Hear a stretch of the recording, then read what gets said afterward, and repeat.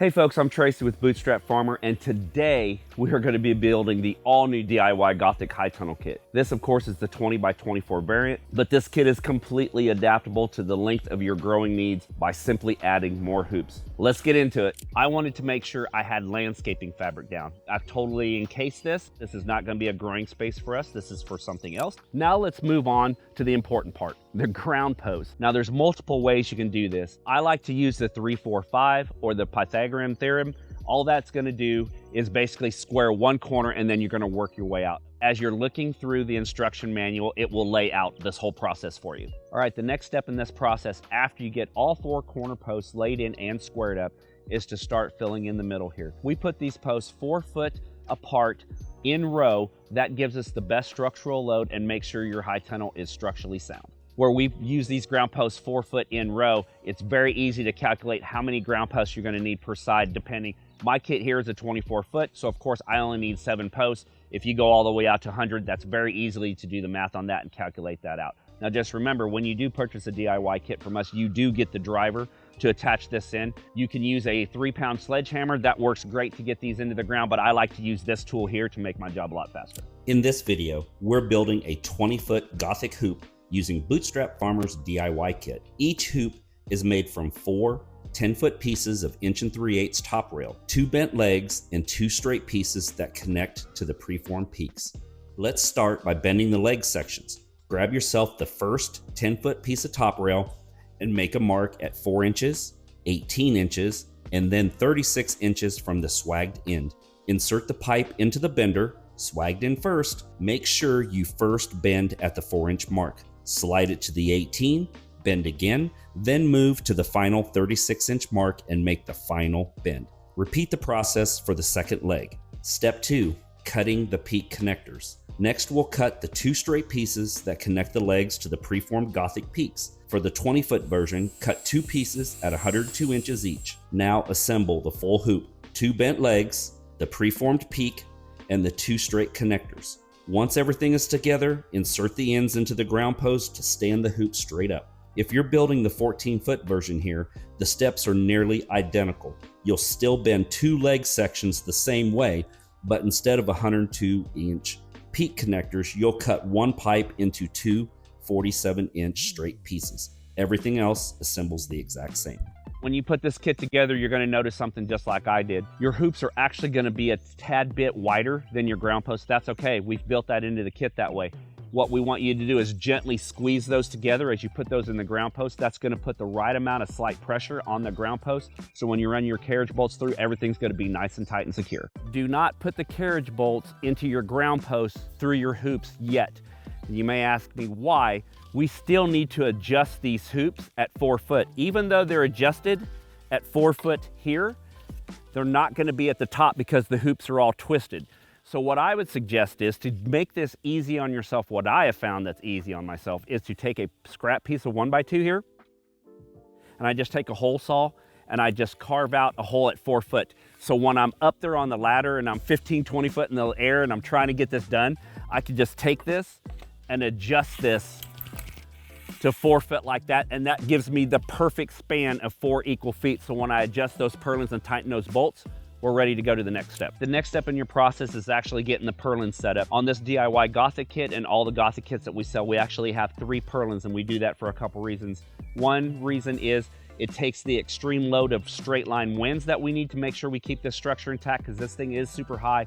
And it also has a great snow load ability to make sure we can take those loads and shed that snow off this roof. Now, when you go to place these purlins, of course, the first one's going to be common sense. It's going to go right down the middle. That's going to be 4 foot apart, just like these here. And that's just going to set everything up. Now, the second and the third one that you're going to put up is kind of up to you where you want to put it. You can put that anywhere you want. What we did is we chose to put this about 2 inches above the swag, just like this. And then we're going to get the bolts all tightened up. When you open up your box for your DIY kit, you're going to notice there's going to be all types of brackets, screws, bolts, everything like that. Don't worry about it. If you look in your instructions, it will be laid out exactly what you need to use and where. Just remember, this has got 3 purlins, so you're going to have end wall clamps, and then you're going to have purlin brackets like this. So each kit, no matter how long it's going to be, is going to have the exact same of end wall brackets. You're going to have 6 here to work with. and then you're going to have the multiple brackets here depending on the length of your tunnel. Once you get all your purlins up, now your next decision is to decide to use wind bracing or not. We choose to use wind bracing here because we will have a lot of high straight winds here, and this right here ensures that I keep my end walls nice and straight. All right, the next step is going to be installing the Hipboards and the baseboards here. This is going to be your base, of course, and this is what we're calling our Hipboards. We chose to use wood locally here, but you by all means can hit us up on our website, and then you can also order the metal hip and baseboards there. That's just sold separately. But what we wanted to do is we wanted to use insect netting, and I think everybody should be using insect netting on their high tunnel. It's well worth it. When we measured our Hipboard, you can make this Hipboard as short or as tall as you want. We chose to know that we were using 5-foot insect netting, so we made our Hipboards at 4.5 feet, so we had a little extra to pull, but that's gonna be completely up to your discretion. Now remember, this is a DIY kit, so there is no instructions on how to build these end walls. These end walls are 100% completely up to you, the design, and the products you use to build them. We chose to use wood, but you could use anything you wanna do. We need to talk about spring wire and channel. So I've got here is a piece of channel.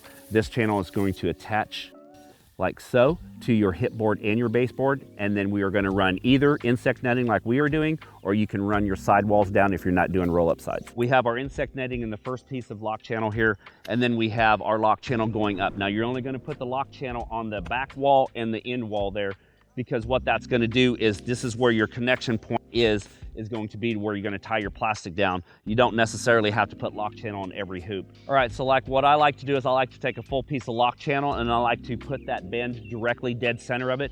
And what I'll just slowly grab both sides and I'll pull them down together equally. And that seems to be the best way to keep that from kinking. When you get to the end wall cross connectors here, sometimes when that piece of tracking ends right there, it's really hard to try to get a screw in there, and you will break a couple heads off. So what I'm doing to alleviate that, to help me out, is I'm moving up about 6 inches in front of that, and then I'm gonna lay my second piece over the top to help me get past this right here.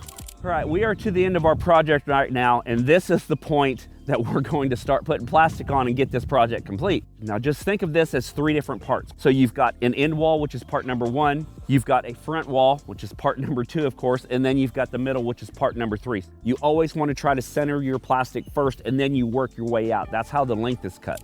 What I'll do is I'll get up there. It's a little ways up there, but I'm gonna get up there. I'm gonna center the plastic, and I'm gonna put 1 piece of spring wire on that just to hold it. Now remember, the spring wire is like another person to help you. And then I'm gonna come straight down the wall, and then I'm gonna put a small piece of spring wire here, and that's gonna split my plastic. That's gonna be 2 people basically holding the plastic for me. So this is the time that if you've got a couple buddies that you've gotta get over here to help you, this is the time you wanna do that. The more people here to help you, the better, and it will make sure that you ensure that you do not rip this plastic. And then at that point, we're just gonna walk from side to side, and we're gonna put a little piece there and a little piece there. That's just gonna break it into 4 quarters. That's how you wanna think about it. And then we're gonna go ahead and attack it all the way down. All right, now let's move on to the middle. This is super easy compared to the end walls, I think so. You're gonna lay your plastic out, logo backwards. So once you lay that plastic out where you can read that logo, it should be laying down on the ground there. Then you take that tennis ball, grab your plastic, wrap your tennis ball in it, tie a piece of string or a rubber band on it. Now you've got control of that. You and a buddy on the other side, gently pull on that rope. What that's gonna do is have 2 points of plastic. That's going to pull that plastic gently over the top of your hoops and down to the other side. Take your time, have a buddy, slow and easy when race here, because the last thing you want to do is have a really big expensive piece of plastic and then you rip it because you work it too fast. Just take your time and you can accomplish this. All right, now the next step after you've got those 2 completed is to put your front wall up. Now this is going to look completely different than the one that I have. I've got custom doors that we're putting on mine. That's why my opening is so wide. Yours is probably going to be shorter than that. So this is going to be entirely up to you. Same concept as before. You're going to want to put your plastic up with your condensate layer facing on the inside, which means you can read the writing from standing inside your high tunnel. You're going to go to the top of the peak. You're going to spread that first piece of wire to work as a helping hand. You're going to come straight down, do the exact same thing, split it in quarters, work your way around, going slow, being mindful of all the sharp corners and everything that's here. Take your time and you will get this done. All right, that's going to complete the installation of your new DIY Gothic kit. We hope you enjoy this product, and if you have any questions, please feel free to reach out to our customer service reps at 888-406-1982 or at bootstrapfarmer.com. And just remember, happy growing.